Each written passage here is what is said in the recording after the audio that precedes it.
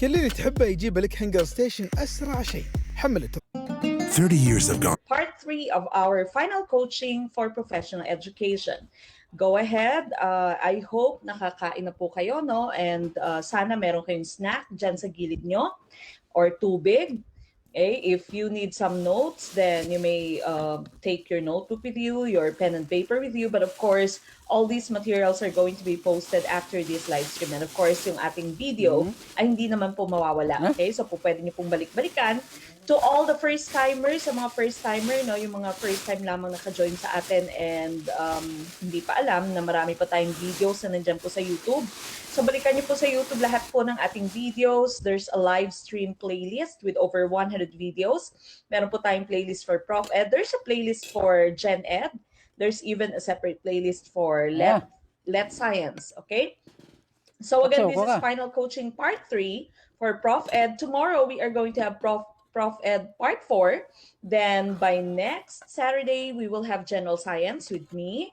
Then I will try to check what else is on our schedule. Okay, so abangan niyo po. Saturday, Sunday, we are still going to have our live stream discussion. Again, this is all exclusive to all the members of Gurong Pinoy team. So again, this is not found in your on our YouTube channel. It's also not found on our Facebook page. Okay, pero dito lamang po yan.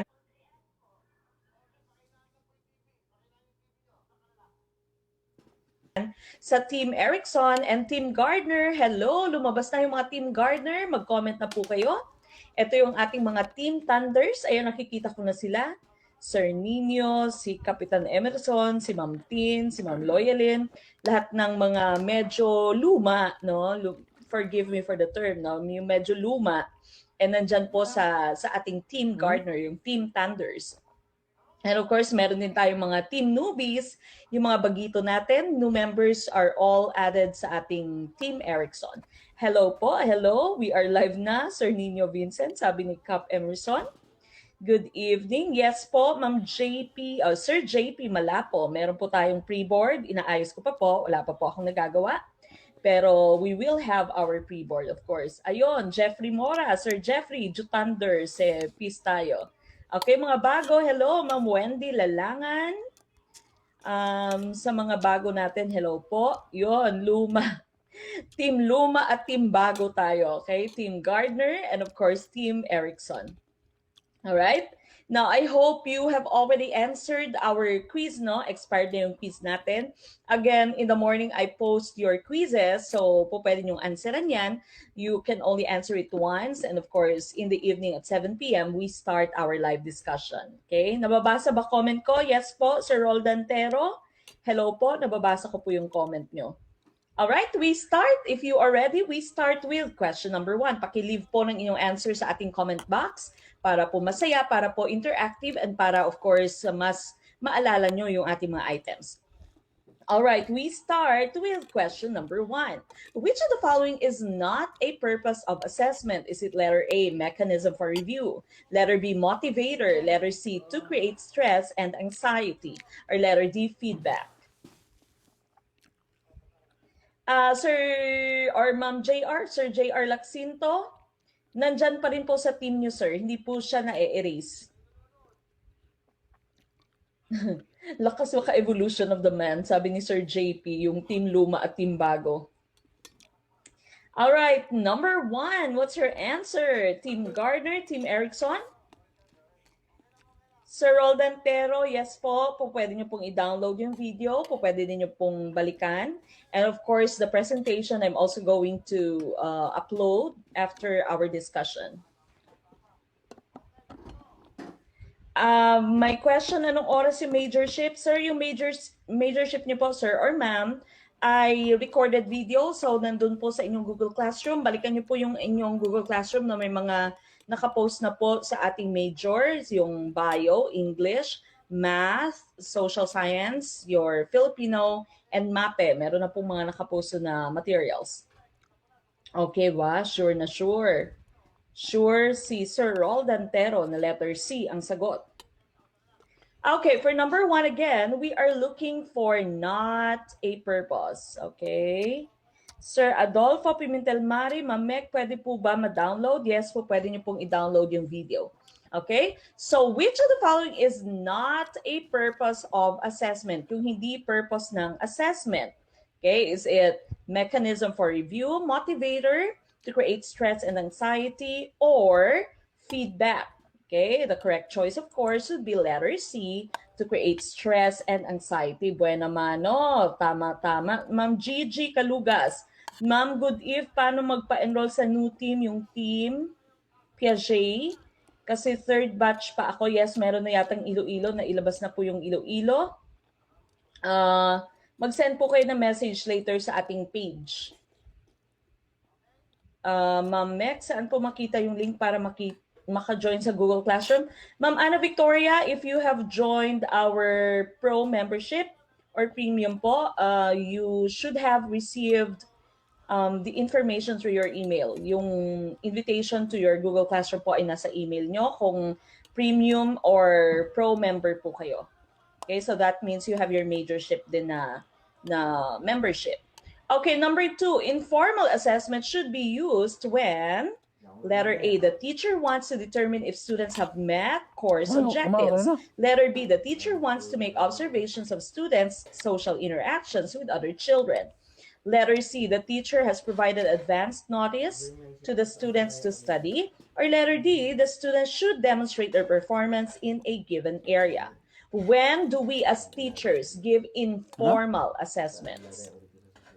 Okay, so when we use informal assessments, informal, that means it is not the type of assessment that we grade. It is not the type of assessment that we use standards with. Okay, so when do we use such types of assessment? Okay, is it when we want to determine if they have met the course objectives? If we want to observe how they interact with the other kids? Is it when we want to provide or give them advance notice for them to study? Or is it when we ask the students to show us how they perform? Okay, letter B. Karamihang sagot ninyo ay letter B. May ilang ibang sagot. Okay, again, going back to informal assessments. Again, when you say informal assessments as opposed to formal assessments, these are forms of assessments that are not recorded, no? Usually, hindi siya nire-record. And wala tayong criteria, no? Wala tayong categories, wala tayong set objectives. Okay, so this is when you would do your informal assessment. And of course, the correct choice here is letter B. The teacher wants to make observations of the interactions of the students with the other kids. Okay, so this one, to determine whether they have met the course objectives, this would be formal assessment. Advance notice for the students to study. This is also formal assessment. Of course, this is performance task, no? So this is authentic assessment ito, no? Authentic assessment, which is also a part of your formal assessment. And so the correct choice would be letter B. Letter B po.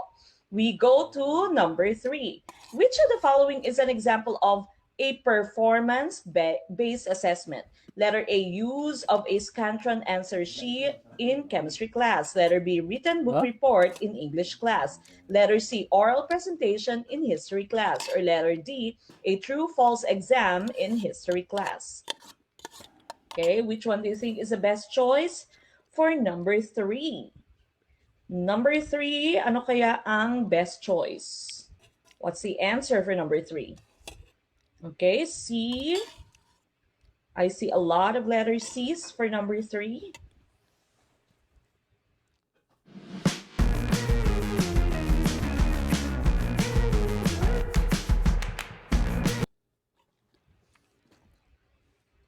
Okay, letter C, letter C. I see a lot of letter C's for number 3.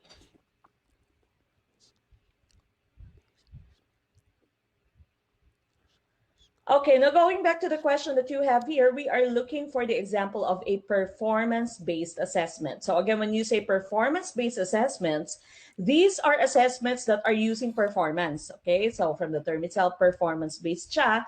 Ito yung klase ng assessment na hindi ginagamitan ng pen and paper. Okay, so walang pen and paper or walang pen and pencil? Okay, so is it letter A, use of Scantron answer sheet? May Bakit? answer sheet ka. Yung Scantron, this is a type of machine that would read the answers using an answer sheet, no? So maliliit yung Scantron answer sheet, tapos pinapasok mo sa machine, siya yung nag-check kung ilang yung tamang sagot. Letter B, written book report in English class. Okay, so book report, you of course have your paper and your pen. Letter D also has a paper and a pen. Hence, the correct choice would be oral presentation in history class. There is no use of the paper and the pen. It is mainly based on the performance of the student. Okay, so letter C is the correct choice for number 3. Letter C po ang ating tamang choice for number 3. Oral presentation, not paper and pen. Okay, so hindi po siya paper and pen. It is based on one's performance. We move on with number 4. Which of the following situations is most appropriate for a performance-based assessment? Is it letter A, a science teacher wants to assess his students' ability to identify chemicals by identifying their position on the periodic table and writing a paper describing the findings? Letter B, a math teacher wants to assess her students' ability to multiply equations on a quiz. Letter C, an art teacher wants to assess her students' ability to differentiate between still life and portraits by creating a charcoal drawing of each. Letter D, a music teacher wants to assess his students' knowledge of treble and bass clef using a written test. Okay, which one is performance-based? Parang parehas pa rin siya ng number 3 pero iba yung words na ginamit. You are given a different situation. Okay, so may situation ka, no? Your teacher, if you are a teacher, which among these teachers is using performance-based assessment? Okay, which one do you think is the correct choice for number 4? Number 4, I see a lot of letter C's. So number 4. Okay, a lot of letter C's for number 4. So again, going back to performance-based assessment, no, as I've mentioned, pag sinabi niyong performance-based, hindi siya ginagamitan ng paper and pen or paper and pencil. So which one is most appropriate, no? Pag tinignan mo yung ating choices dito, saan yung hindi gumagamit ng paper and pen?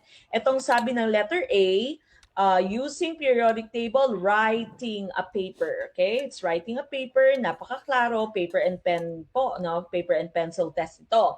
Letter B, on a quiz. Okay, so there's also the paper and pencil. Letter D, meron ding written test. So meron ka pa rin paper and pencil. Hence, the correct choice is letter C. Our teacher wants to assess her students' ability. And so, the art teacher would ask the students to make drawings. Okay? Wag naman pilosopo, may papel din naman yung drawings. Pero what I mean is, it is not the traditional way of testing, no? Na pa-quiz, pa-test, paper, or report on paper, no? Hindi. This is how to show your skills, okay, using or to differentiate still life and portraits by making your drawing, okay? Making your charcoal drawing, okay? So letter C po ang ating choice dito, letter C. Letter C po ang ating choice, okay? May katanungan, bakit letter C? Okay na tayo sa number 4? Okay na po ba tayo sa number 4? Okay, so again, when you say performance-based, it is not the usual paper and pencil na test, no? Na quiz lamang po pwedeng performance talaga. Demonstration, for example, may role play sila, may oral presentation, eto may drawing, may dance, okay, may games, or whatever, okay? So iba po yung performance-based sa inyong paper and pencil na testing. We move on with number 5. An assessment used to evaluate the effectiveness of instruction at the end of a specific course is referred to as a blank assessment. Is it letter A, formative, letter B, summative, letter C, scholastic aptitude, or letter D, general aptitude?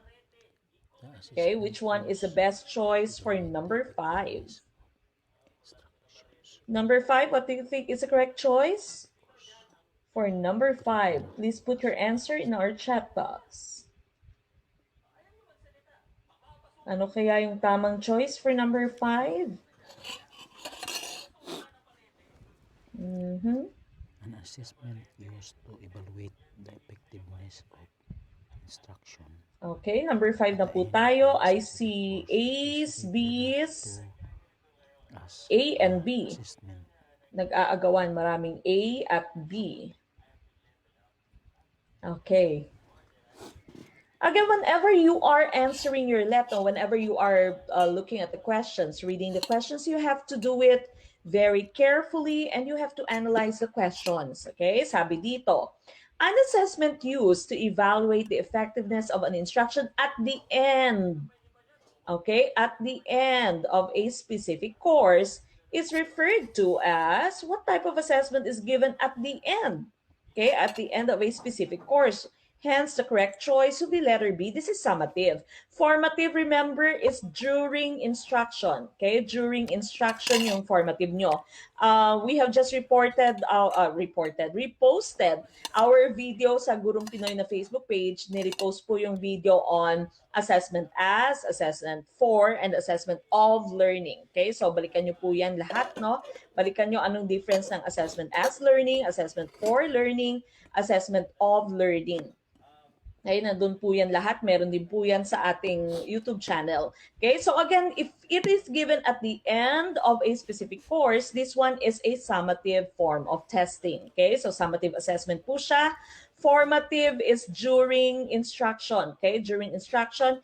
And of course, yung inyong diagnostic is given prior to your instruction. Okay, it measures strengths and weaknesses. All right, so summative is a correct choice here. When you say aptitude naman, when you say aptitude test, it measures how someone is going to be successful in a certain field or in a certain course. So general aptitude, lahat ng subjects, no, general subjects. So scholastic aptitude, whatever is the course, okay? So specific na siya sa certain course. Say, meron kang aptitude test for nurses, meron kang aptitude test for teachers. Now, I'm not sure if you have taken your TAT when you were applying sa inyong college, no? After ng inyong entrance exam, meron ka ding TAT, Teacher's Aptitude Test, or meron ka ding NAT, yung Nursing Aptitude Test. Okay, so parte na siya ng scholastic aptitude. All right, we move on. Number 6. Mrs. Gregg uses an assessment to evaluate children's knowledge and abilities formed in preschool and in the home. She is using a blank assessment. Is it letter A, specific aptitude? Letter B, scholastic aptitude? Letter C, school readiness? Or letter D, formative?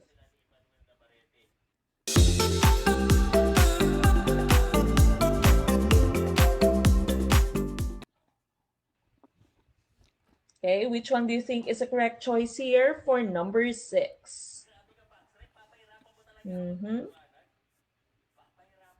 Number 6.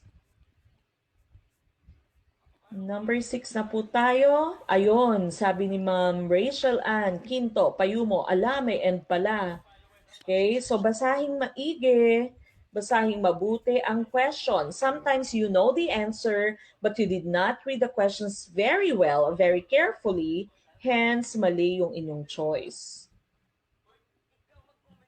Okay, letter C. I see a lot of letter C. So Mrs. Gregg here is giving an assessment to check the children's knowledge and abilities formed in preschool and in the home. The correct choice, of course, would be school readiness. Okay, so maaaring si Mrs. Gregg ay isang grade 1 teacher, no? So ni-check niya yung preschool skills, or po pwede din naman kindergarten teacher siya, and those skills that were formed in the home. Okay, so school readiness po ang ating nahanap dito. Okay, school readiness. May question dyan. Ma'am, may review din po ba tayo ng research? Abangan niyo po bukas yung final coaching niyo for Prof. Ed tomorrow. Marami po siyang research questions. Okay, so pinato ko po lahat ng research questions doon sa review niyo tomorrow. So please do not be absent. And of course, check niyo po yung ating quizzes link in the morning. Okay, so letter C po ang ating tamang choice dito. You all know what formative is. Specific aptitude and scholastic aptitude are the same. Okay, so specified for a certain course or certain subject. Okay, so letter C, school readiness is the correct choice for number 6. We move on. Number 7, an assessment that uses the same or similar questions and is evaluated using the same criteria for all test takers is referred to as a blank assessment. Letter A, standardized. Letter B, summative. Letter C, proctored. Or letter D, formative. Which one do you think is the correct choice for number 7?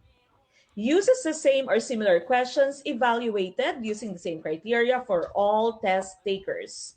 This is referred to as standardized assessment, summative assessment, proctored assessment, or formative assessment.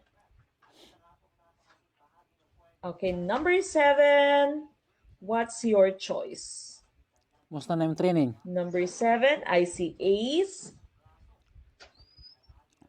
Number 7, I see a lot of people saying that the answer is A. Okay, tingnan natin yung iba pang choice nyo, iba pang sagot. A, tad tayo ng A. Okay, so sabi dito, it uses the same or similar questions evaluated using the same criteria for all test takers. The correct choice is standardized. Tama yung standardized. No, standardized test mo, examples for this would be your NOT, RAT, DOT, no, yung mga achievement tests, those that are given nationwide.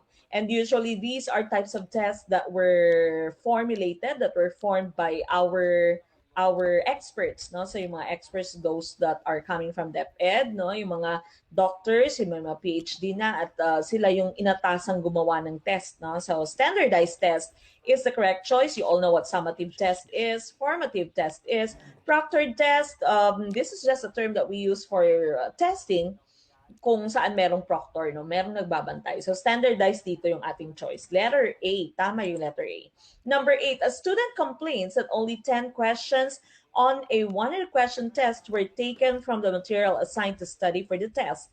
The student is questioning the tests. Letter A, standardization. Letter B, reliability. Letter C, validity. Or letter D, usability. Okay, which one do you think is the correct choice?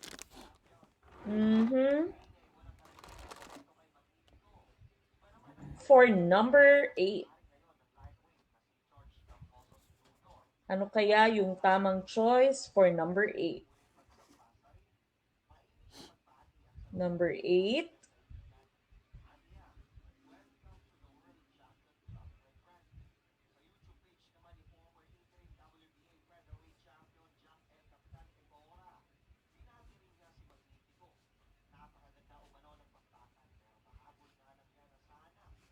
Number 8, what's your choice for number 8?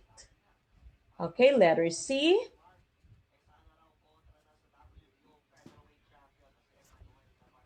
Letter C, karamihang choice.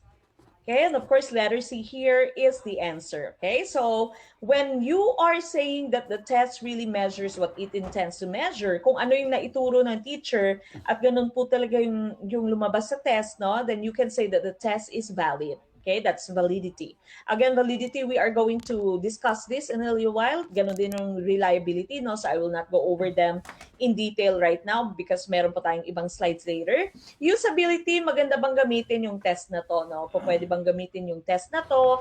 Hindi ba siya mahirap gamitin? Hindi ba maraming materials na kailangan gamitin or kailangan hanapin for you to administer this type of test? Standardization, of course, you all know the meaning of this. We've just talked about this. When you say standardized test, halos parehas yung mga items niya, and of course, parehas yung pang-i-evaluate sa results ng inyong mga test takers. So number 8, validity is the correct choice. Correct choice dito, validity. We move on with number 9. A school principal wants to know the cost and length of time needed to administer an exam. This refers to the blank of the exam. Is it letter A, validity, letter B, practicality, letter C, standardization, or letter D, reliability? The cost and length of time needed to administer an exam. This refers to the blank of the exam. Ayun, tama yan, Sir Aladdin Kalot, no? Ito yung teacher na may ready-made questionnaire 5 years ago, no? Diba? Na-experience ko yan when I was practice teaching, no? Tapos kakaroon sila ng first quarter test, first grading test. Sabi lang ni teacher, ay, Day, pwede mo bang i-type mag-type ng test, no? Gawin mong 100 items. Tapos sabi ko, so saan ko po kukunin yung items? Sabi niya, ay, andyan, kuha ka ng mga test, yung mga exam paper sa aparador, pumili ka lang ng mga items, no? Siguro 10 items per test papers. Okay? So, pag nakita ng mga bata yung questions at hindi na-discuss ng teachers, of course nga yung bata. Okay? So, hindi siya valid. That's validity. Okay, number 9. Ano kaya yung choice? Ano kaya yung sagot for number 9? Yun nga sabi ko sa'yo. Pag tumatalon siya. Okay, school principal wants to know the cost and length of time needed to administer an exam. This refers to the blank of the exam. Correct choice, of course, is practicality. Practical ba ang pagbibigay ng test na to? Hindi ba siya costly? Hindi ba mahal? Hindi ba masyadong mahaba ang kailangang time para i-administer mo yung test na to? Halos magkapareho sila ng administrability, no? So, kunwari yung LET nyo, yung LET ay medyo mahirap siyang klase ng test na i-administer, no? Because it is nationwide, you need proctors, so may cost. You need exam papers, no? Meron ding cost. And of course, kailangan, especially ngayon sa pandemic, kailangan ma-disinfect muna yung lugar. So, kailangan din na i-divide muna lahat ng test takers, no? Into groups of divided by 3 or divided by 4, depende sa kung gaano karami yung test takers in that certain area. Okay, so practicality, dapat hindi siya costly at dapat mabilis at madali lamang siyang i-administer. Validity, we've talked about that. Standardization, tapos na to, and reliability. Okay, we go to number 10. A parent is confused by her child's score on 2 exams testing knowledge of musical terminology. On the first test, the child scored a 90. On the second test, the score was 30. What aspect of the test is the parent questioning? Is it letter A, usability, letter B, validity, letter C, standardization, or letter D, reliability? Okay, which one is the correct choice for number 10? Okay, aba si Ma'am Pearl Joy, may kainan. Pwede na bang party? Okay, galing pa daw sa kainan si Ma'am. Or baka sa bahay lang nila, no? Kakakain naman ni Ma'am. Okay, number 10, what's your answer? Okay, letter D. Letter D. Karamihang choice nyo ay letter D. Okay, going back to number 10, a parent is confused by her child's score on 2 exams testing knowledge of musical terminology. Okay, so mape ito. On the first test, the child's score was a 90. Okay, so 90 yung score niya. On the second test, the score was 30. What aspect of the test is the parent questioning? Correct choice, of course, would be reliability. Okay, so this is reliability. Let's take a look at our slide. Ay, wala pa pala. Okay, so next slide pa. I am not going to be talking about it in details yet dahil meron pa tayong next slide. So again, usability, we have just talked about this. Sabi ng usability mo, dapat madali lamang siyang ibigay, madali lamang siyang i-administer, na useful ba itong test na to. Validity, does it measure what it intends to measure? Okay, standardization, standardized pa yung test, galing pa siya sa items ng mga experts, pare-parehas lamang ba yung pag-grade, no, pag-rate sa inyong mga test takers, even if it's nationwide. Okay, of course, reliability is the consistency of scores, no, consistency of scores to. So dapat nung nakatake siya ng unang test at nakuha niyang grado ay 90, dapat more or less parehas din yung kanyang grado. Pero kina-question ng nanay, bakit 30 na lang sa second test, no? That means the test was not reliable, okay? So we will have more items on that in the next slides. We move on with number 11. A blank is an attribute such as self-esteem, motivation, and language proficiency that is inferred from consistent behavior. Is it letter A, construct, letter B, personality, letter C, soft skill, or letter D, pattern? Ayon, family dinner pala, sabi ni Ma'am Pearl Joy. Kala ko kainan eh. Kala ko yung malaking kainan na party.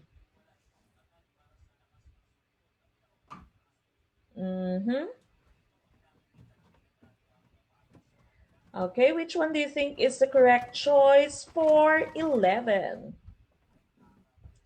11? Aha. Ano, Henry? Ayun. Baka mapansin niyo. Ayun, 11, ang daming letter B. Roots na yan. Mhm. Kasi titingin niya si Roots sa pagkatapos ng laban eh. Okay. Letter B, letter C. Letter B. Okay, well, checking your results kanina sa test, no, dito ko nakuha yung maraming mali. Okay, medyo maraming mali dito sa item na to, no? What do we call an attribute such as self-esteem, motivation, and language proficiency that is inferred from consistent behavior? Okay? Anong definition ba to? Anong tawag natin sa attribute that is inferred from consistent behavior? The correct choice here, yung answer po dito ay construct. Okay? That is the definition of your term construct. Okay, so construct po ang ating tamang choice. Maraming ligwak dito, no, sa question na to. When you say an attribute, a characteristic, a trait that is inferred from consistent behavior, the term that we use is construct. Okay, construct po, hindi po personality, hindi po soft skill. Remember your soft skills? We've talked about this before sa isa sa mga live streams natin, no? Yung hard skill and soft skill. Pag sinabi mong hard skill, these are the technical skills. Okay, so problem-solving skills, how to use your computer, how to use a device, for example, how to balance chemical equations. These are hard skills. Pero pag sinabi mo namang soft skills, these are skills that you use to communicate with people, no? So to communicate with people to be successful in a workplace. For example, example ng yung soft skill is working with other people, arriving on time, time management. Okay, so these are soft skills. Soft skills mo ito. Pattern, this is not the choice that we're looking for. Ito po kasi ay definition ng term na construct. Okay, so construct siya. An attribute that is inferred from consistent behavior. Ayun, ligwalkers. Okay, ligwalkers, sabi ni Ma'am Tin Acabo. Letter A po ang ating sagot dito. We move on. Number 12, which of the following validity coefficients would indicate a highly predictive assessment? Letter A, negative 0.21. Letter B, 0.21. Letter C, 0.80. Or letter D, negative 0.80.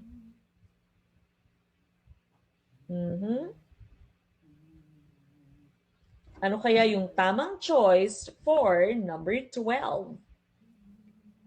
Number 12, which one do you think is the correct choice?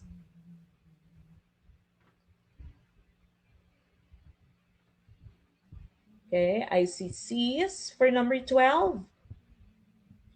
Letter C. Letter C. Okay, letter C for number 12. All right, going back to the question, which of the following validity coefficients would indicate a highly predictive assessment? Highly predictive. Correct choice here is letter C, 0.80. That is the correct choice, hindi negative, no? So ligwak na itong A and D, hindi ito yung ating tamang choice. Now before or between B and C, mas mataas naman yung letter C. Okay, so letter C yung choice natin dito. Let's take a look at our slide. Now again, as we've mentioned, when you say validity, this is the extent to which an assessment accurately measures what it is intended to measure. No? It measures what it intends to measure.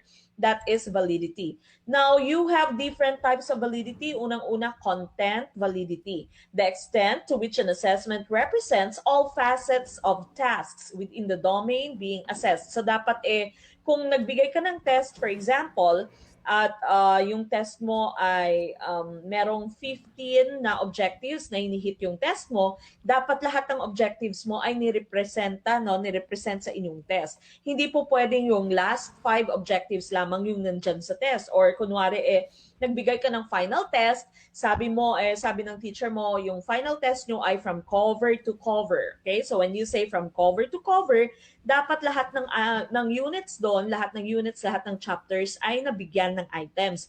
Hindi po pwede na nasa last chapters lang, yung halos lahat ng items ay galing lamang sa last chapters. Or usually ginagawa ng teacher natin na sinasabi from cover to cover, pero concentrate on the last few chapters. No? So that's content validity. Dapat ni-represent niya all facets of the task, lahat ng objectives na meron kang dapat i-cover. Okay, so that's content validity. Tandaan po yan.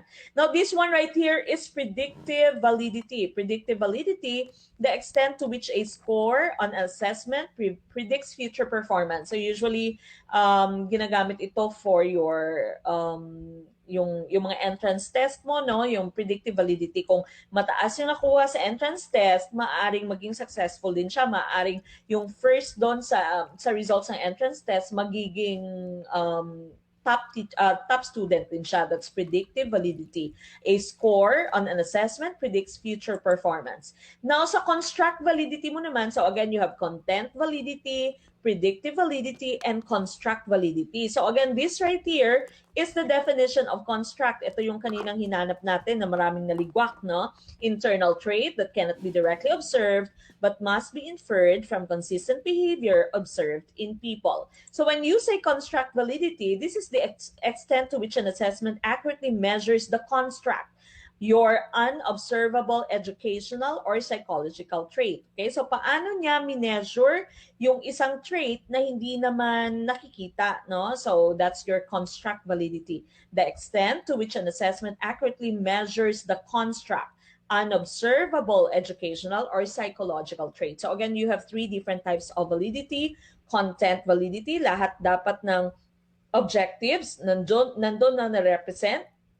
You have your predictive validity, kung naging successful ba siya in a previous assessment, pwede ba niyang ma-predict yung magiging success ng bata in at the end of the course, for example, or at the end of the grade? Or is it construct validity? Is it able to really measure? Is it really able to evaluate the construct? Okay, so again, when you say construct, something that is not observable, okay, so your psychological trait, it is something in the mind, okay, so that's construct validity. Now, whenever you are talking about measurement of validity, parehas lang din sila ng reliability, no? So you have 0 and 1, 1 being the highest. And usually, 0.60 and above would be highly valid. So kanina, sa example natin, 0.80 yung ating choice because of course, 0.80 is higher than 0.60. Okay? So kaya letter C ang ating choice dito for number 12. Okay? Number 12, letter C po ang ating sagot. We move on. Number 13. A school wants to determine if an assessment has reliability over time. They administer the same assessment at the beginning of a school year and at the end. The school is assessing blank reliability. What type of reliability is this? Okay, anong type ng reliability meron tayo dito? Kala ko sa kanila yung kabila yan eh.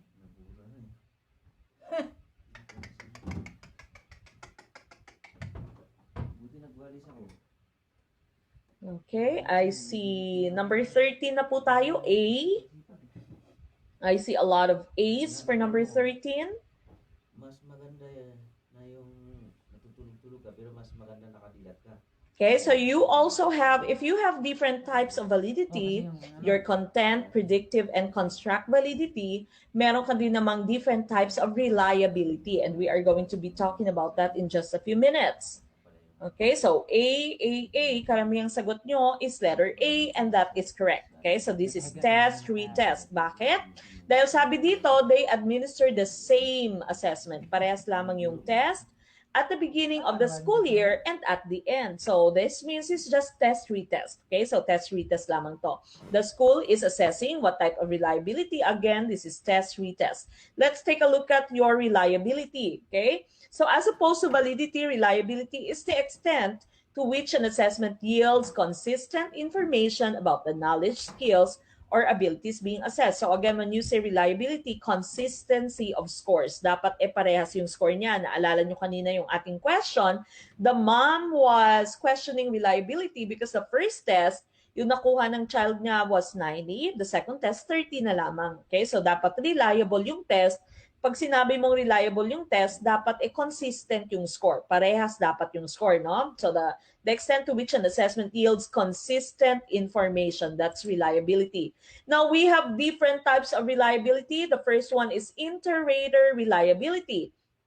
Ibig sabihin ng inter-rater reliability, if you have different people who are trying to rate you, if you have several people who are trying to grade you, dapat pare-parehas yung score na binibigay nila sa'yo, no? That's inter-rater reliability. Kahit na magkakaibang judges, for example, pare-parehas dapat yung score. Kung naka-10 ka sa isa, dapat 10 ka din sa iba, no? Pwera na lamang kung ang isa sa kanila, for example, ito si ma'am, ay may manok, no? So kahit na maganda yung inyong ginawa, maganda yung iyong performance, 10 out of 10 dapat, ginawa ka ni ma'am na 1 lamang. Okay? So 1 lamang yung ginawa ni ma'am. Hindi siya inter-rater reliable, no? Dahil may bias si ma'am. Meron siyang sarili niyang pambato. Number 1 ka. For example, and these 2 other judges have given you 10 out of 10. Si ma'am 1 lamang kasi yung number 3 ay pambato niya, no? So kailangan niyang i-pull down yung ibang scores ng ibang contestants because she wants the pambato to win. Okay? So, pero pag sinabi mong inter-rater reliability, kahit iba-ibang judges, dapat pareho yung rate. Wag naman gulpihin daw si ma'am. Okay? Pareho yung rating nila. That's inter-rater reliability. Now, the second type of reliability is test-retest. Ito yung sinabi natin kanina, no? Ito yung nasa question natin, test-retest reliability. And so, if you are giving a science exam, for example, binigay mo siya ngayon, 80 yung nakuha ng bata. When you give it again next week, dapat 80 pa rin yung makuha ng bata. That's test, retest. Very important for you to note na in a test, retest reliability, the same test lamang. Eksaktong parehas. Okay? So parehas na parehas yung test. Okay, so parehas dapat, may hugot si Ma'am Payumo, Rachel, and demo teaching ba to? Luto, okay? Yung test, retest ay parehas lamang po yung test na ginamit. So, gaya kanina ng ating question, no? So, nagbigay sila at the end of instruction and after the instruction ay nagbigay sila the same type of test. The same test mismo. The same yung items, the same yung ayos, the same yung choices. That's test, retest, reliability. Okay, that's the second type of reliability.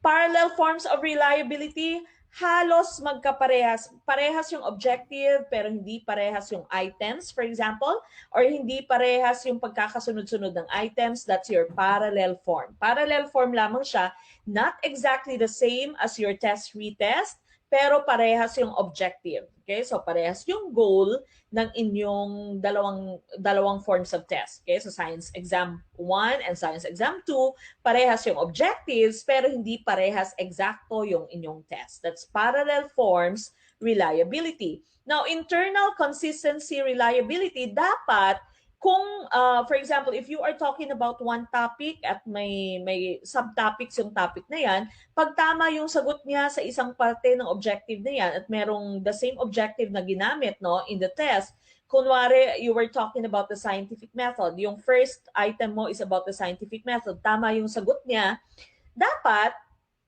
sa succeeding na items that would have the same objective, tama pa rin yung sagot niya. Hindi po pwedeng mali yung sagot niya sa first item, tapos tama yung next item, mali na naman. So, okay, wala siyang reliability. Internal consistency reliability is that it's a type of reliability that is looking at the different items that you have in the test. So, kung parehas lamang yung objective nila in, say, questions 1 to 3, kung tama yung 1 niya, at parehas lang yung objective sa 2 and 3, dapat tama din yung 2 and 3. Okay? So yan yung internal consistency reliability. Okay? So yung hinahanap natin was test retest. Test retest po yung ating hinahanap. Alright, number 14. Ito, alam nyo na to dapat. 3 raters compare their individual scores in order to assess blank reliability. Is it letter A, parallel form? Letter B, internal consistency? Letter C, test retest? Or letter D, inter-rater? Okay, ano kaya yung tamang choice for number 14? Ang daming notifications. Okay, what do you think is the correct choice for number 14? Dapat memorize nyo na to. You already know the different types of validity, the different types of reliability. Okay, basahin ko lamang. Ma'am Mek, how to join the quiz? Saan siya makikita? Sir PO ba, kung saan po kayo nanonood ngayon, dyan din po pinupost yung ating quiz, sir. Bukas po ng umaga ay meron pong quiz dyan na ipopost. So, abang-abang po kayo. Pag meron pong notification, buksan niyo po kaagad. Okay, letter D, letter D. A lot of letter Ds. Of course, the correct choice here would be letter D, inter-rater. We have just talked about this a while ago, no? Low road transfer is real. Tama, sabi ni Ma'am Rowena Miode. Okay, so 3 raters compare their individual scores in order to assess blank reliability. Correct answer is inter-rater reliability. We move on to number 15. Mr. Hunt has been emphasizing the use of performance-based assessments in his science class. What type of performance assessment is he most likely to use to grade his students on their knowledge of the principles of gravity? Is it letter A, experiment, which involves dropping different objects to assess the rate of descent? Letter B, asking the students to state the principles of gravity. Letter C, true or false questions about the principles of gravity. Letter D, multiple choice test about the principles of gravity.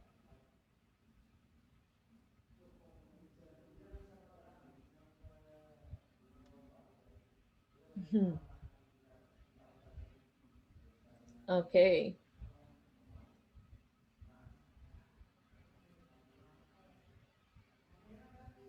Sir Adolfo Pimentel Mari, wala po sa ating YouTube. Nandito lamang po sa ating team ang ating final coaching. Okay, exclusive po siya sa inyo, sir. So wala po siya sa YouTube. Wala din po siya sa Facebook, sa ating Facebook page. Pero nandito po sa inyong Facebook group, sa Team Erickson and Team Gardner. Okay, so mada-download nyo po dito, sir. Pwede nyo pong balikan dito later sa inyong team at dito nyo po siya i-download. Pwede po. Magpaturo po kayo sa inyong kaklase later, sir, kung paano po mag-download from Facebook. Okay, number 15, we've been talking about performance assessment. So again, pag sinabi mong performance assessment, there is no use of your paper and pencil. Okay, so hindi siya yung usual na test na may paper and pencil, shading, multiple choice, true, false, essay, whatever. Okay? Yes, Ma'am Kay Kabuyok, yung ina-upload po sa Facebook page natin ay naka-public, pero ito pong sa inyong final coaching ay dito lamang po sa inyong team. Okay, so hindi po siya naka-public. Letter B, asking the students to state the principles of gravity. Paper and pen pa rin siya. No po, pwede namang question and answer, pero hindi siya based on performance. Letter C, true, false questions. Letter D, multiple choice test. Hence, the correct choice is experiment. Okay? Experimentation is one form of performance-based assessment. Okay, so letter A po ang ating choice for if you'd like to join us and if you'd like to have your own copy of these materials, to download the videos and all the rest of the materials that we're using, the PowerPoint presentation, and also, of course, our explanations, please join us and become a member of Gurong Pinoy. And of course, if you will be taking the LET in January, March, June, or September of next year, we are going to open our newest team, which is Team Piaget. So please join us and, of course, send us a message through our Facebook page so that we can easily answer all the questions that you may have. Maraming salamat. This has been Coach Mek, and of course, I will be looking forward to you becoming a member of our Gurong Pinoy teams. Thank you.